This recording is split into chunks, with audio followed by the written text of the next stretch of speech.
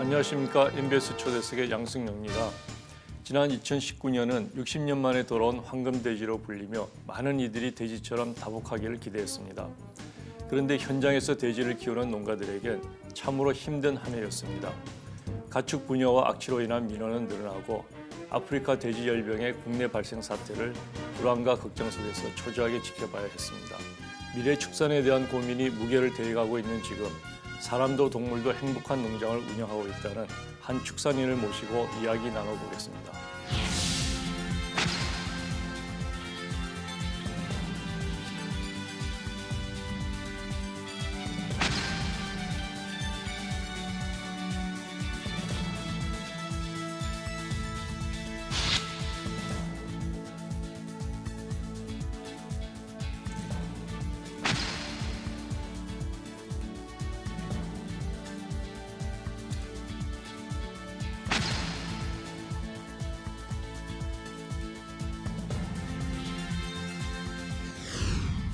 오늘 스튜디오에는 더불어 행복한 농장의 김문조 대표님 자리해 주셨습니다. 대표님 바쁘실 텐데 이렇게 나오셔서 고맙습니다. 예, 반갑습니다.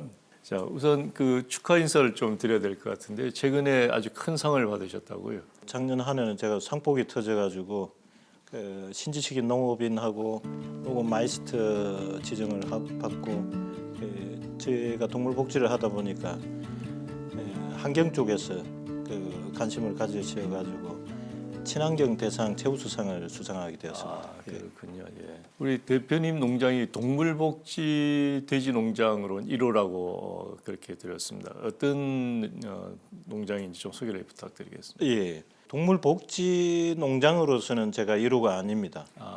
이제 돼지 쪽에서는 양돈 쪽의 동물복지 제도는 그 최종 산물인 돼지고기에 마크를 붙이기 위해서는 예.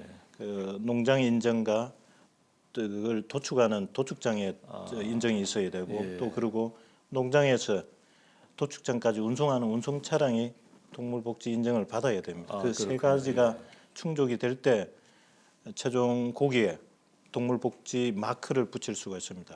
그 마크를 붙이는 1호로 알고 계시면 됩니다. 그런데 저는 동물복지 제도가 생기기 전부터 동물복지 인정 농장 형태로 예. 동물복지 농장 형태로 사육을 하고 있었습니다. 그 농장 규모나 뭐 위치나 좀 소개를 해주시죠. 위치는 경남 끝자락에 그 덕유산 자락입니다. 그 창군에 위치하고 있고 규모는 돼지 면적이 한 4,800평 되고 건축 면적이 한 1,100평 되고 사육되는 돼지는 한 2,500두 사육하고 있습니다. 예, 2,500두 규모면은 돼지 농가 중에서는 어느 정도? 지금 국내에 한 5,000호 양돈 농가가 있는데 아마 평균 이하의 적은 규모입니다. 지금 평균이 한 3,000두 정도 사육되는데 제가 한 2,500두 같으면 평균보다 조금 아래의 농가입니다. 그렇군요. 동물복지를 하려니까 규모는 아무래도 좀 어려운. 그렇습니다. 유럽에서도 동물복지는 뭐 이렇게 큰 규모가 많지를 않습니다. 그 작년에는 우리 국내 그 아프리카 돼지열병이 그 유입이 돼서 많은 그 양돈 농가들이 어려움을 겪었는데요. 우리 대표님 농장은 어땠는가요? 저희 농장 같은 경우에는 그 직접적인 피해는 없었지만은 경기 강원도 북부 쪽에 저희 농가 동료들이 아픈 기억을 가지고 있는 것 같습니다. 저희들 같은 동료 입장에서도 대를 위해서 소가 희생된 케이스고 그리고 이게 이 바이러스의 특성이 돼지만 감수성을 가진 바이러스이기 때문에 중국에서 발병을 하고 북한에서 발병을 했을 때 야생 멧돼지에 대한 우려를 했었을 때 중앙정부에서 농식품부는 인지를 하지만은 야생 멧돼지 간헐 부스가 환경부다 보니까 실질적으로 지금 살처분을 걸리지도 않은 예방적 차원에서 살처분을 한 농가들이 피해를 본 건데 그 농가들은 어찌 보면 야생 멧돼지만 아니었다면 지금까지도 건강하게 농장을 유지할 수 있던 농장들입니다. 그렇군요. 그러니까 이게 중앙정부의 선제적인 대처도 중요하지만은 이 수의적인 분야, 이제 가축 방역하고 관계되는 분야는 조금 더 우리보다 먼저 경험을 하고 과학적인 근거를 가지고 있는 선진국의 어떤 데이터를 가져오더라도 예. 뭐 누구나 이해할 수 있는 합리적인 선에서 진행이 되어야 될 것 같습니다. 너무 많은 농가들이 전부를 잃고 예. 재입식을 언제 해야 될지도 모르는 위기에까지 봉착되어 있습니다. 야, 국내 동물복지 양돈의 개척자라고 이제 알려지면서 농장을 찾는 분들이 뭐 견학이나 또는 경험을 듣기 위해서 찾는 분들이 많다고 하는데요. 농장을 방문하신 분들이 이구동성을 이렇게 감탄하는 것이 있다고요. 초창기에는 그 농식품부 위탁 교육 그 과정으로 저희 동료 양돈 농가들을 상대로 개방을 했었는데 처음 볼 때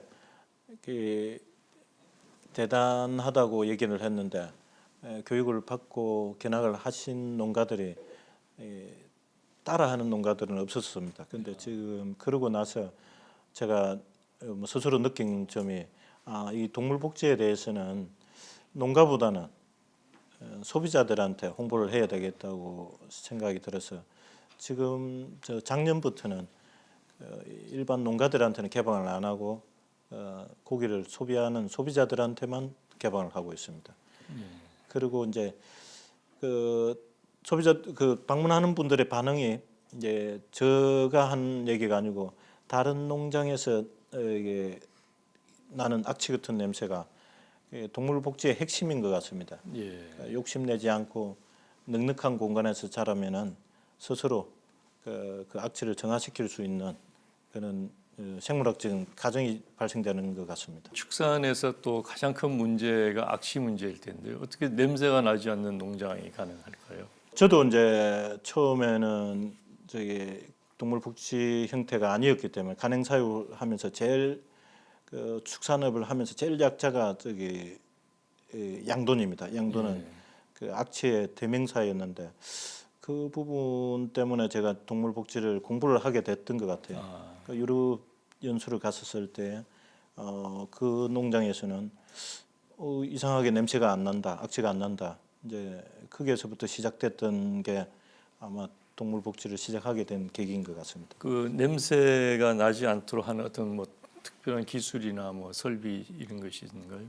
물리적인 걸 조금 동원하기 위해서는 설비가 필요한데 그것보다는 첫 번째가 일단은 사육 밀도인 것 같습니다. 사육 밀도를 유지하면은 먹이에 대한 접근성에 따라서 돼지인 경우에는 지능이 꽤 높습니다. 70에서 80 정도 되다 보니까 적당히 먹고 사람보다 더 어찌 보면은 다이어트를 할 수 있을 정도의 필요한 양만 섭취를 하기 때문에 충분히 섭취한 사료를 소화하면서 배설을 하면은 그 배설되는 배설물에서 어찌 보면 미생물도 배양이 되어 있고 또 분해하는데 많은 시간이 걸리지 않기 때문에 스스로 이제 냄새가 안 나는 것 같습니다. 네.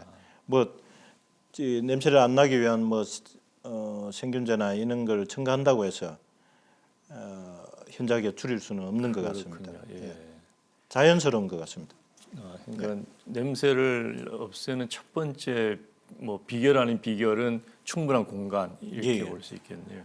제 경험으로는 그렇습니다. 단언할 수 있을 것 같습니다. 지금 어떤 환경에서도 일어날 수 있는 특유의 악취는 가축이 아니더라도 그 밀도만 찾아내 준다면 적정한 밀도를 찾아준다면 상당 부분 원천적으로 제거를 할 수 있다고 봅니다. 그렇군요.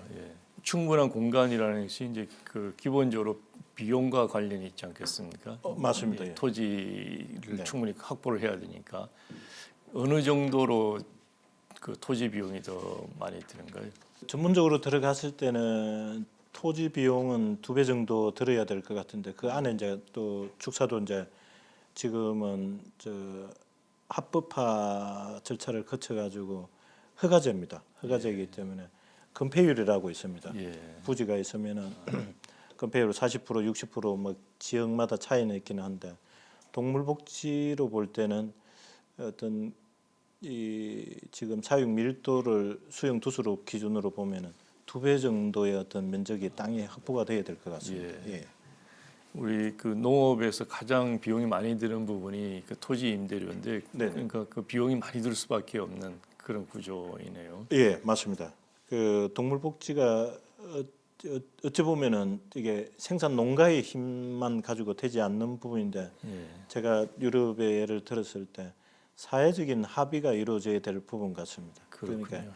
모든 게 이제 제대로 적정한 걸 찾아가야 되는데 그걸 어느 한쪽만 부담해서는 안 되기 때문에 그렇군요. 예. 뭐 면적도 면적이지만은 안에 들어가는 저 시설이라든지 예. 장비라든지 이런 부분들 때문에 그 면적 비례해서 다 증가를 하기 때문에 그렇죠. 예. 동물복지가 그래서 좀 힘든 것 같습니다. 예.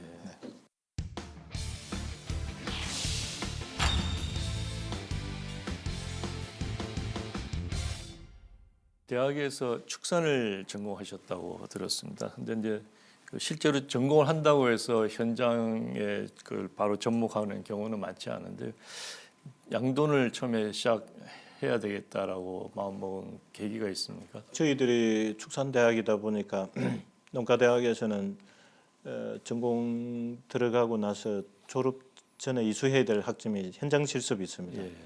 현장 실습은 각 축종별로 다 경험을 하게 됩니다.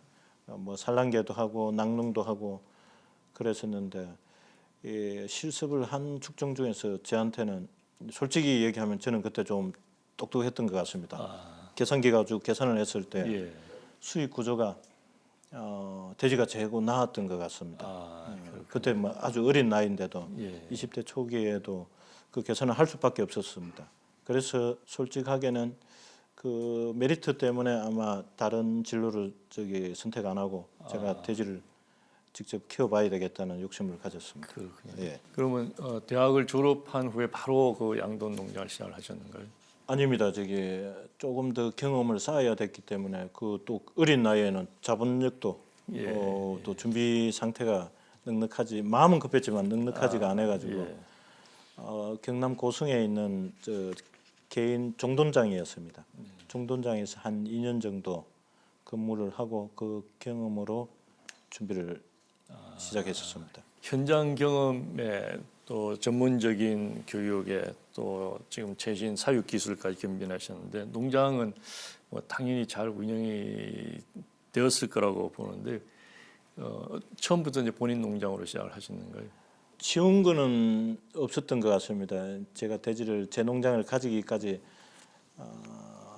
이제 한 15년 정도 시간이 걸렸었는데 1996년도에 국가 경쟁력 제고 사업이라는 제도가 있었을 때 그 이역을 받아가지고 고향에서 준비를 하다가 민원이 있다는 이유로 2년 동안 완공을 못하고 몇 억의 빚을 지고 중도에 하차를 했다가 다시 농장장 생활을 하고 제가 지금 운영하고 있는 농장은 2005년도에 또 자그마한 농장을 기존에 하고 있던 농장을 인수를 하게 됐습니다. 그러셨군요. 예. 네. 그때는 몇 두짜리 농장이었는가요? 모든 50두만 있는 농장이었습니다. 예. 그래서 처음에 이제 대학 다닐 때 그 계산기를 두드린 그것으로 수익이 뭐 어떻게 좀 났었습니까? 예, 그 처음에 좀 어려웠던 게 그나마 직장을 가지고 책임자로 있을 때는 매달 시간만 가면은 월급이 들어왔었는데 제가 주인이 되고 나니까 돈 들어갈 일밖에 없었습니다. 그렇죠, 예. 그래가지고 그렇게 어미돼지만 있었기 때문에 임신을 하고는 있었습니다. 근데 어미돼지가 분만을 하고 새끼를 낳아가지고 출하까지는 6개월 정도 시간이 걸립니다. 그 동안이 최고 힘들었었고 그 여유가 없는 작업이었기 때문에 돼지가 성장할수록 사료 비용이 부담스러웠습니다. 이제 그렇고 했는데 제 것이라는 것 때문에 아마 밤낮으로 아마 돼지 키우는 거는 재미가 있었습니다. 저 혼자만 재미 있었던 것 같아요. 저희 가족들은 신경을 안 쓰고 저는 돼지만 봤으니까. 그랬군요. 예. 그래서 초창기에는 그 금전적으로 이제 어려움이 있었지만 곧 그 경영이 수익이 안정이 되던가요? 예, 돼지가 그 어느 정도 복스러운 동물이냐면은 1년에 2번 정도 새끼를 낳을 수 있고 한 번에 저기 10마리에서 15마리 정도 예. 새끼를 낳습니다. 자기 노력 여하에 따라서 그 수익 구조가 많이 달라집니다. 그렇군요. 그 규모가 크다고 많이 이윤이 많은 건 아닌 거라고 제가 생각을 했기 때문에 모든 50두 가지고도 충분히 태어난 새끼를 안 죽이고 출하까지만 간다면은 이윤적으로서는 충분히 성부를 걸 수 있다고 생각했기 때문에 작게 시작을 했던 것 같습니다. 그렇군요. 처음에 시작하실 때부터 동물 복지를 하신 것은 아닙니다. 예. 아니겠죠? 그때는 응감생심 뭐 사료값도 없는데 예. 동물 뭐 사람 복지도 안 될 판인데 동물 복지는 이상이었습니다.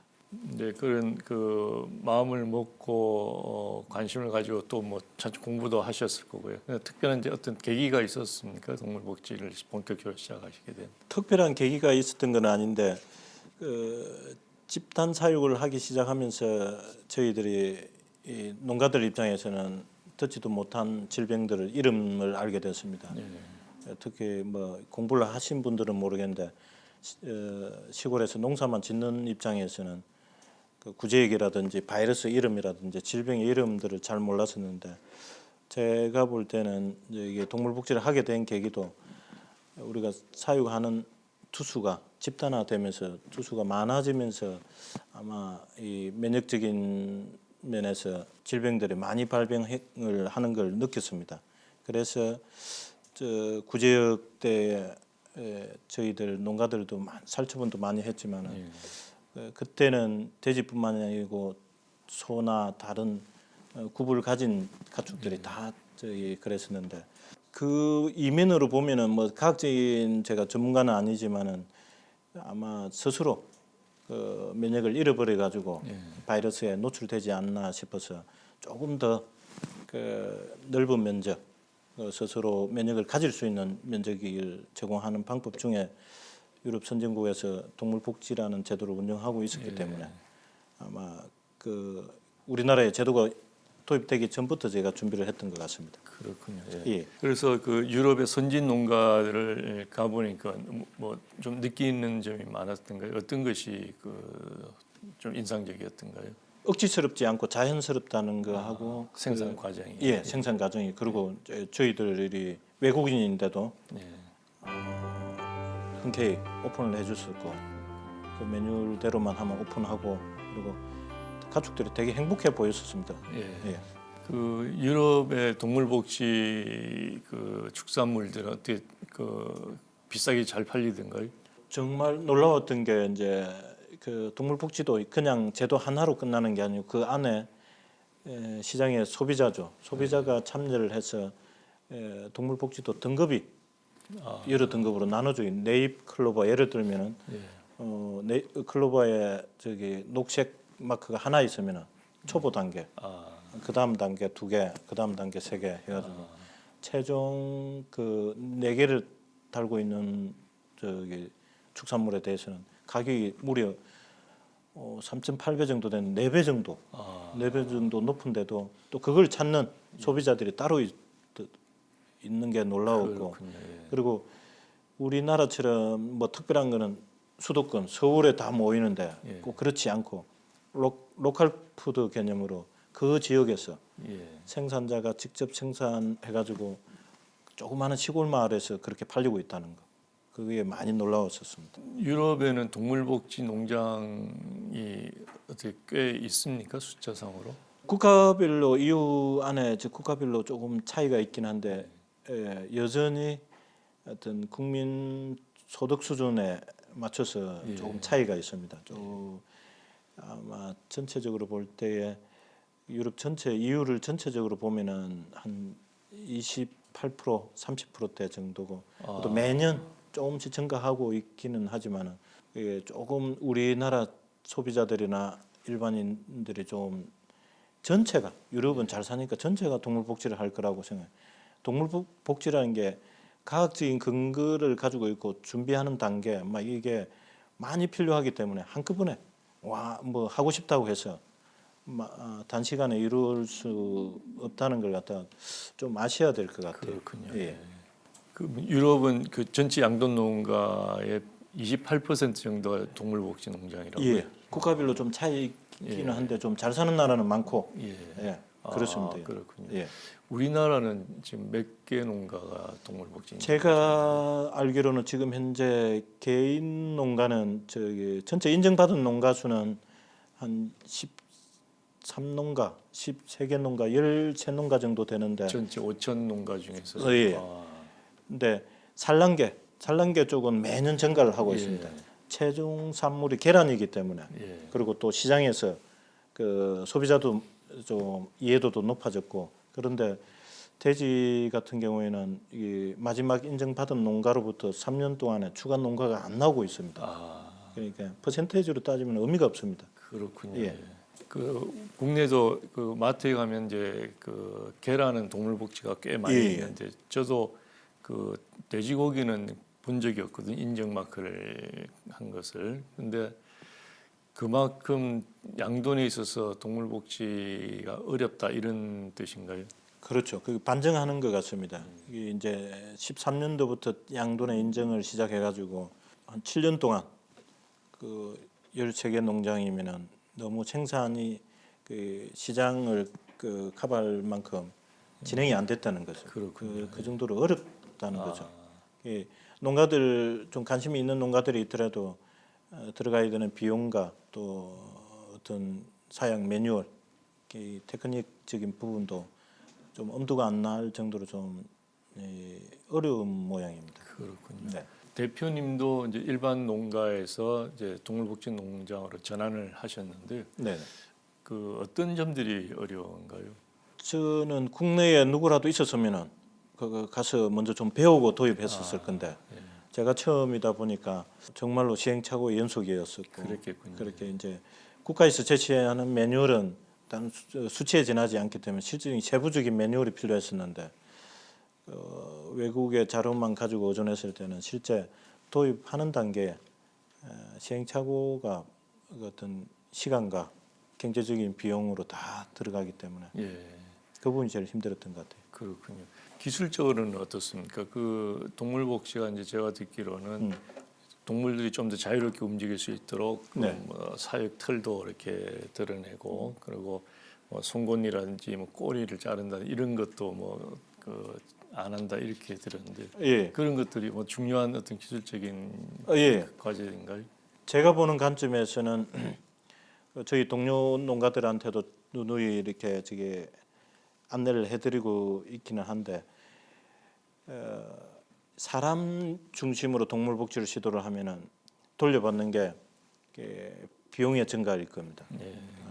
이게 동물 복지는 어차피 돼지를 이해하지 않고는 어떤 장비든 어떤 기술이든 실패할 확률이 높다고 봅니다. 그게 돼지 입장에서 어떤 걸 해줬을 때 처리해 줬을 때 스트레스를 적게 받고 본능을 발휘할 수 있는지 그러니까 송곳니 안 자르는 부분은 저는 20년 전에 유럽에서 선진국에서는 우리보다 돼지를 잘 키우고 있는데 왜 안 자른지를 물어보니까 연구 보고서에 송곳니가 엄마의 유두를 자극해서 비유량을 증가시키기 때문에 근데 우리는 지금도 송곳니는 엄마 유두를 보호하기 위해서 미리 상처를 안 내게 위해서 자른다고 하는데 너무 잘못된 상식이고 그리고 동물복지가 뭐 뭘 안 하고 안 하고가 아니고 제가 볼 때는 돼지가 스트레스를 덜 받게 하기 위해서 원래대로 돌아가는 것 같습니다. 그러니까 어떤 특별한 기술이 필요한 것이 아니라 그 사육 대상이 최대한 중심이 돼지여야 된다는 거죠. 행복하게 클 수 있도록 지낼 수 뭐 있도록 해주는 행복까지는 모르겠는데 스트레스를 덜 받아야 되는 것 같습니다.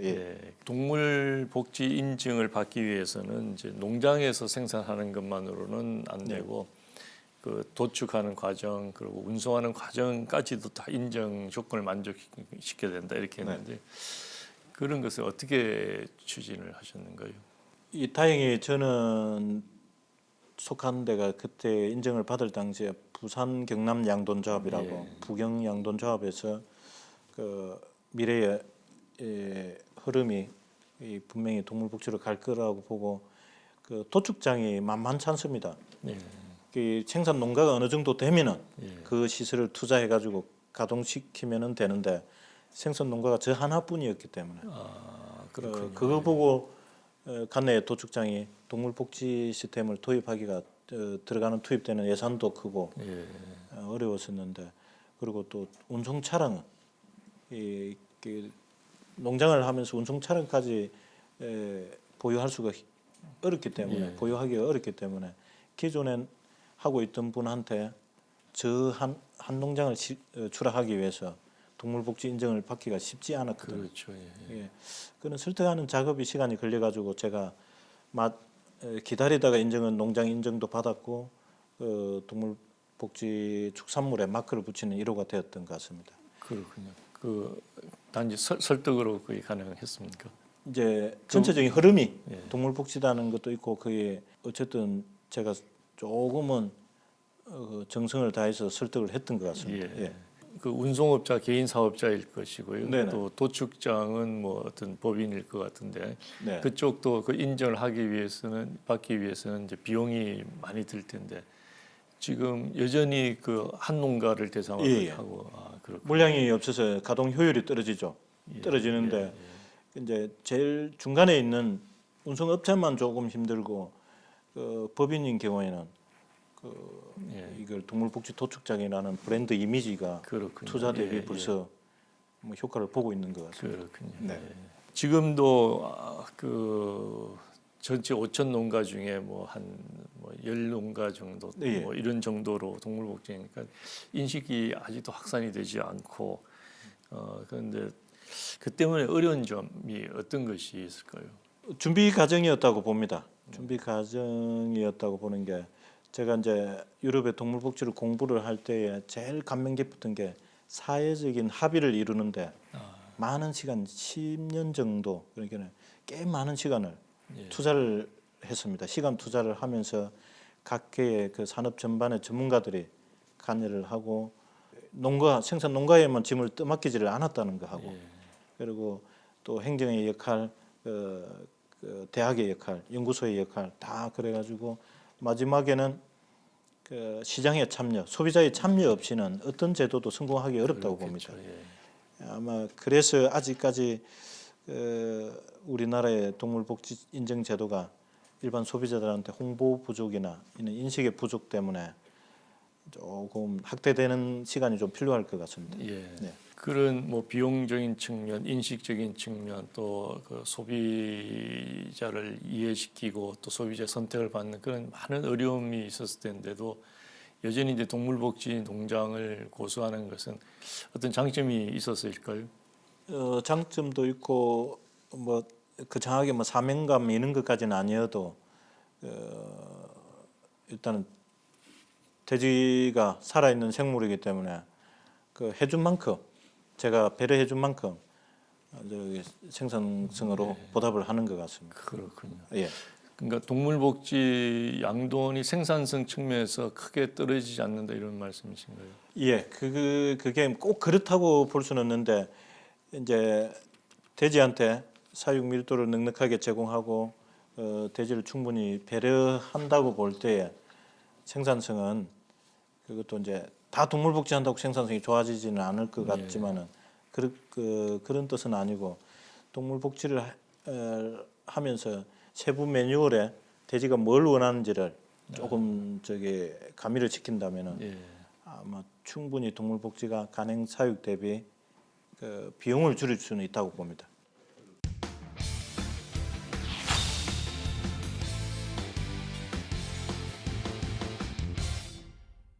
지금까지 동물복지로 바꾸어서 이제 그 돼지들이 좀 더 좋은 환경에서 스트레스를 덜 받고 이제 커가면서 또 그 생산성도 오르는 그런 장점이 많은데요.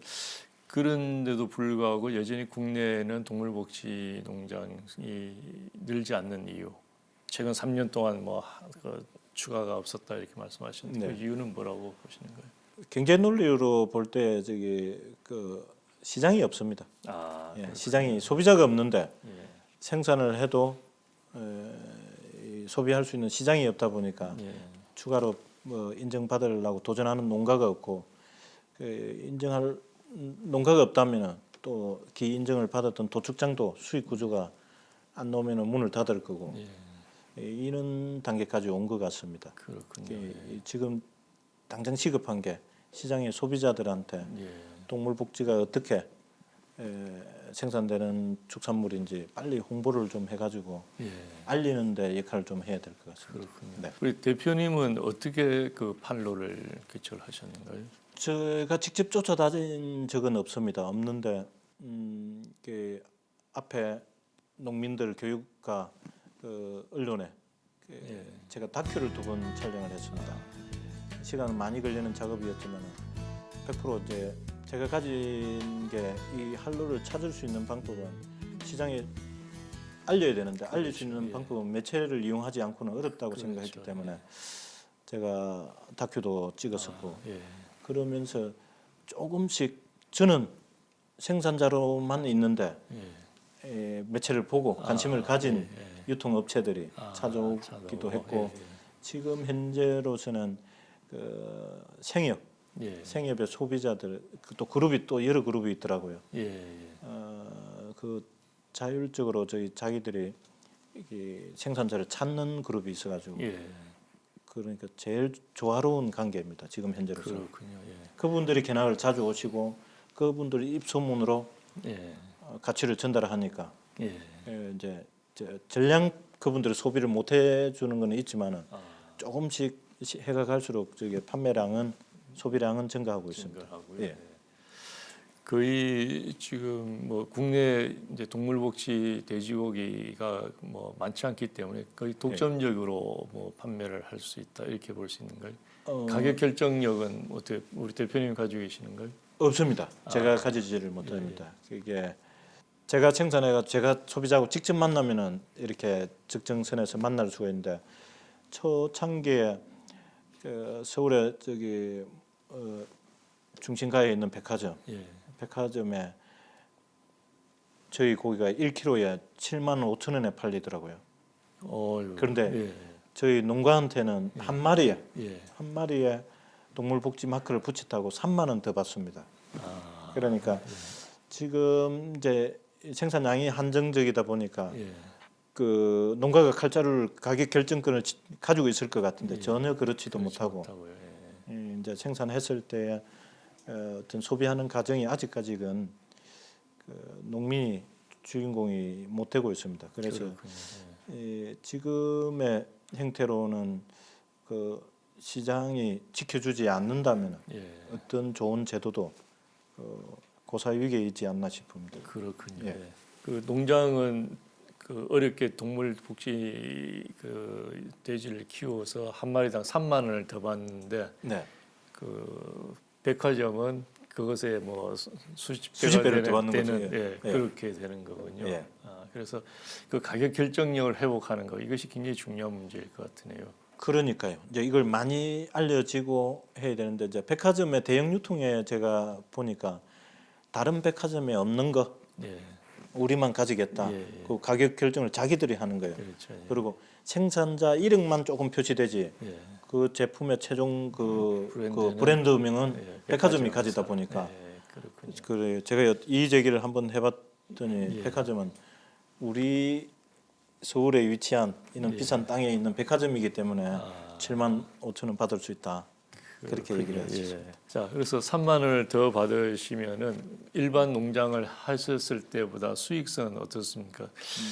그 큰 변화가 없으니까 좀 늘었습니까? 아니면 줄었습니까? 조금 보탬은 되기는 한데 지금 아까 말씀드렸던 것처럼 유지 비용이 동물 복지를 하게 되면은 깔집을 깔아야 되는데 깔집 비용과 그 깔집을 투입하고 청소하는 그 인력이 간행 사육을 할 때 저희 2,500도 사육할 정도 되면은 고용하는 인력이 한 2~3명이면 됩니다. 지금 저희들은 5명 고용하고 있고 그것도 부족해서 제까지 6명이 투입이 돼야 되는데 그는 비용으로 볼 때는 조금은 사회적인 합의가 이루어져야 되는 가격대가 형성돼야 되는데 지금 3만 원 더 받다 가지고는 경제 논리로는 동물복지 안 해야 됩니다. 그렇군요. 예. 그러나 아직 그 접지 않고 있다는 것은 뭐 그렇게 나쁘지 않다 이렇게 해석해도 되는가요? 그렇죠. 그 이제 또 제가 한 28년 동안 돼지만 이렇게 키우다가 뭐 몇 년 전부터 제가 느끼는 게 의외로 제가 보지 못했던 부분들이 동물복지를 하면서 돼지가 건강해지는 모습들 이런 부분들이 꼭 돈의 문제.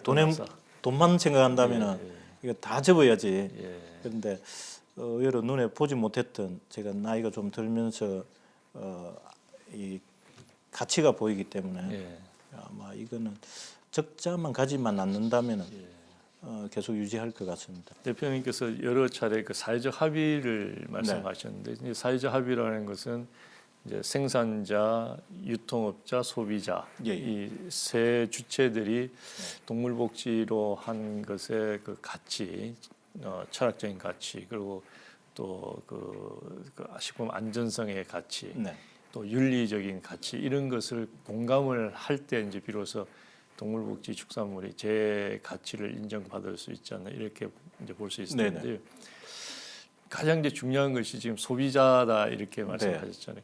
가끔은 소비자한테 서운할 때가 있지 않습니까? 서운할 것까지는 없는데 일단은 이걸 아직까지 소비자가 인식을 하게끔 홍보를 못한 저희들 부족도 있고 뭐 또 정부의 행정에서의 역할이 홍보만 제대로 된다면 판단은 어차피 처음부터 저희들이 뜻한 대로 많은 분들이 동물복지의 가치를 인정을 받으려고 시작한 건 아닌데 근데 지금까지 제가 시골에서 농사를 지으면서 있으면서 대한민국에서 농민으로 살아간다는 거는 참 뭔가 저기 사명감 뭐 이런 걸 떠나가지고 뭔가 중심을 잡지 않으면은 되게 바보가 되기 쉬운 것 같아요. 근데 그 단편적인 예로 가치 인정 부분에서 값싸고 좋은 제품은 없는데 시장에 소비자들한테 공산품이면 모르겠는데 혁신을 가져가 모르겠는데 공산품조차도 값싸고 질 좋은 건 없습니다 세상에. 그걸 그 너무 순진난만한 농민들한테만 시장에서는 요구를 합니다. 값싸고 동물복지도 좋은데 가격이 비쌌어. 근데 들어간 비용이나 이런 내용으로 보면은 이 아직까지는 그런 부분들이 더 성숙된다는 게 사회적인 합의 부분 같습니다. 근데 그런 역할에서 서운함을 느끼거나 이거보다는 충분히 이해할 수 있게 그 배경을 전달을 잘 해야 될 것 같습니다. 그렇죠. 우리가 사는 이제 시장 경제에서 새로운 이제 상품이나 제품이 나와서 그것이 확산이 될 때까지는 이제 누군가가 그걸 생산을 해야 되고요. 그것을 이제 오랜 힘든 그 시간을 견디면서 생산을 하면서 홍보도 하고 마케팅을 통해서 이제 소비자한테 인식도 시키고 소비자 선택을 받을 수 있는 것인데 지금 그 동안에 해오셨던 경험에 의하면은 이 동물복지 그 생산이 확산되기 위해서 어떤 일들이 필요할까요?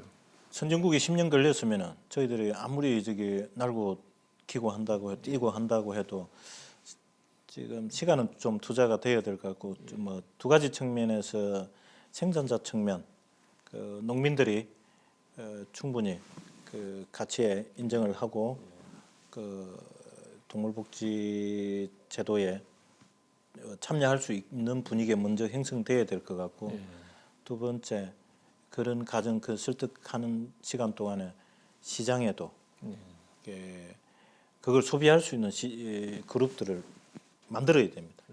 만든다기보다는 홍보를 해가지고 자체적으로 그 관심을 가진 분들이 제가 이제 인터뷰했던 기사 내용에 댓글을 다는 소비자들 내용들 보면 충분히 2배가 비싸도 사 먹겠다 하는 분들이 있거든요. 몰라서 동물복지를 처음 접했다고 하는데 이런 걸 생산자가 다 알려줄 수는 없는 거기 때문에 중간에 그 행정의 역할 안 그러면은 저기 국가 기관에 있는 분들 언론, 예. 매체 다 노력을 해야 되지 않나 싶습니다. 그렇죠. 예. 자, 동물복지를 통한 이제 우리가 윤리적인 생산과 소비 이것은 아마 이제 우리 그 큰 트렌드가 될 것 같은데요. 네. 우리 정부한테 바라는 거, 정부한테 서운한 것, 뭐 이런 것이 혹시 있을까요? 또는 정책적으로 이런 걸 좀 해줬으면 좋겠다 이런 부분이 있을까요? 이제 지금 어떤 산업도 인풋이 좋으면은 네. 아웃풋이 좋습니다. 예. 근데 보여지기식은 이제 좀 지양해야 될 것 같고 예. 앞으로는 좀 보다 더 실질적인 부분. 선진국이 왜 선진국이냐 하면은 알고 나면 별 차이 없는 것 같아도 그걸 이루기 위해서 많은 합의할 시간과 고민이 있었다는 거. 예. 그것도 인정해야 되고 우리 정부가 이 산업을 지키겠다는 의지보다는 전체적으로 가치를 우리 국민들한테 축산업이 안 그러면 농업이 가진 가치를 조금 더 육성시키는 개념보다는 이제 시장이 참여로 인해서 국민들의 참여로 인해서 농업이 조금 더 제대로 된 평가를 받을 수 있게 좀 나서줘야 되지 않나 싶습니다. 예.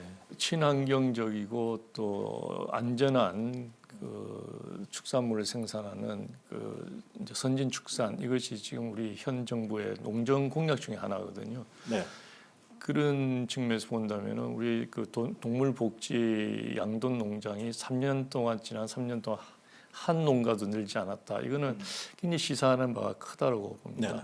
그야말로 정부가 말로만 그것을 외칠 것이 아니라 실질적으로 이런 부분에서 확산이 돼야 이게 소비도 늘어날 것이고 하는 그런 측면에서 좀 더 관심을 가졌으면 좋겠다 이런 생각이 드네요. 네네. 제가 덧붙여 좀 말씀을 드리자면 이게 어느 정도 상황이냐면 차라리 우리나라가 아직까지 동물복지 인증 제도를 양돈 쪽에 도입을 안 했더라면은 싶은 생각이 드는 게 지금 이대로 가다가 보면은 아마 기존에 인증받았던 농가들도 지쳐가지고 떨어질 수도 있고 그리고 시장이 한 번 나쁜 이미지를 받아들이면은 그렇군요. 다시 맞습니다. 예. 되돌리기에는 시간이 많이 걸리기 때문에 지금 소비자들이 몰라서 모르지 어떤 제도 친환경 뭐 이런 제도들이 뭐 문제가 되니까 뭐 다른 걸로 덮으려고 하는데 실질적으로 제가 볼 때는 동물복지가 능사는 아닙니다. 예. 동물복지라고 해서 모든 걸 해결해 줄 축산의 문제 이런 걸 전체 해결을 할 수 있는 키는 안 되거든요. 그런데 단 제가 어떤 완성도를 높여가면서 성숙할 수 있는 방법은 제도만 만들 게 아니고 제도가 운영되는 걸 감시 감독을 시장이 하게끔 소비자가 하게끔 참여를 시켜야 됩니다. 이게 지금 제도만 만들어놨고 그러다 보니까 시장도 관심이 없고 그리고 이 사후 관리가 안 되다 보면은 신뢰를 잃을 수가 있습니다. 그렇군요. 그러니까 신뢰를 계속 지키고만 있다면 언젠가는 시간이 걸리더라도 시장에서 소비가 좀 증가할 수 있는데 그러기 위해서는 어쨌든 소비자들이 국가가 만든 인증 제도에 참여할 수 있는 그 공간을 열어둬야 될 것 같습니다. 마지막으로 어려운 여건 속에서도 이제 묵묵히 우리 이제 축산이 이제 식량 안보의 큰 축을 담당하는 그런 부분인데요. 그 축산인들 동료 축산인들한테 뭐 하시고 싶은 얘기 또 일반 시청자 우리 소비자한테 또 하시고 싶은 얘기 있으면 마지막으로 해주시죠. 네, 일단 제가 축산을 하는 농민이기 때문에 저희 동료들한테 조금 뭐 1년에 우리 대한민국에서 일어나는 가축 질병 관련해서 일어나는 부분에 대해서 참 너무 힘들게 어느 순간에 나의 잘못이 아닌데도 예방적 살처분으로 희생을 당하고 이런 모습들을 보면서 너무 가여운 것 같아요. 농민들은 정부의 어떤 절차에 따라서 협조를 한 것뿐인데 그 이후에 찾아오는 거는 상실감이고. 상실감하고 그리고 받아야 되는 그 전부를 잃었기 때문에 그렇죠. 받아야 되는 부분하고 또 살처분 과정에서 받았던 그 정신적인 고통 이런 부분들이 다시 축산을 할 수 있을까 싶을 정도로 가엾습니다. 예. 그리고 일반 소비자들이 그 느끼는 감정들도 아마 혐오스러울 겁니다. 예. 이런 질병으로 인해서 살아있는 가축들이 그 살처분되는 이런 뉴스를 접하고 하면서 그런데 어쨌든 이런 진통 과정이 지나야만이 저희들이 또 성장하는 예. 거창하게 뭐 식량 안보까지는 저희들이 뭐 논할 위치는 아닌 것 같고 생산한 농민의 입장으로서는 소비 시장에 계시는 소비자들한테는 어차피 가치는 인정해주는 시장이 있을 때 성장하기 때문에 지금까지 양적인 성장에 그 국민의 먹거리로서 성장을 해왔지만 이제 좀 질적으로 나아가기 위해서는 첫 번째도 국가도 아니고 생산자도 아니고 시장이 원하면은 모든 게 변화할 수 있다고 생각합니다. 조금 이렇게 어려운 환경이지만은 경기도 어렵지만은 시장의 소비자들이 2개 먹을 거 하나만 드신다 생각하고 같이 소비를 좀 부탁드리겠습니다. 정말 그 어려운 동물 복지 축산 그 중에서 이제 양돈을 그 개척해 나가시는 어려운 그 얘기를 잘 들었고요. 앞으로도 그 한국의 그런 우리나라의 동물 복지가 확산될 수 있도록 좀 더 앞장서서 많은 역할을 해주시기를 바라고 내내 건강하시고 번창하시기 바랍니다. 네, 감사합니다. 네, 고맙습니다. 어려운 조건 속에서도 뚝심 있게 동물복지 농장을 운영하는 김문조 대표의 사례를 통해 동물과 사람은 물론 환경까지도 행복한 축산, 지속 가능한 축산의 미래를 들여다봤습니다. 그러나 결국 중요한 것은 소비자의 선택입니다. 전문가들이 동물복지 축산이 꼭 필요하다고 앞으로는 윤리적 소비가 큰 트렌드가 될 것이라고 해도 소용이 없습니다. 시장에서 가치를 인정받고 재가격을 받을 때 동물복지 농장은 자연스럽게 늘어날 것입니다. 함께해 주신 여러분 고맙습니다.